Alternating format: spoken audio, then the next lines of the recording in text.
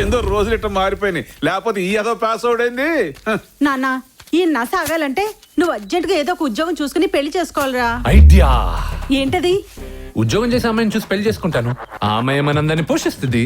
ఒరే ఎదవా, ఉద్యోగం ఉన్న అమ్మాయి నిన్ను చేసుకోవాలని నీకు కూడా ఉద్యోగం తగలాడాలి కదా. అయినా నీకు ఉద్యోగం ఇచ్చేది ఎవడున్నాడులే. నా పేరు అవతార్.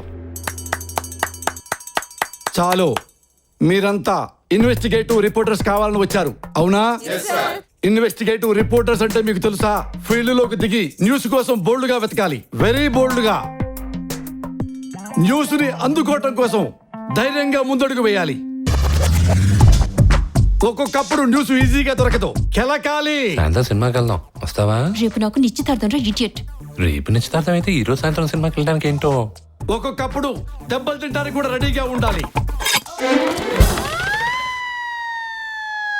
ఇది ధైర్యం అంటే. నువ్వు ఉండు, మీరంతా పొండు.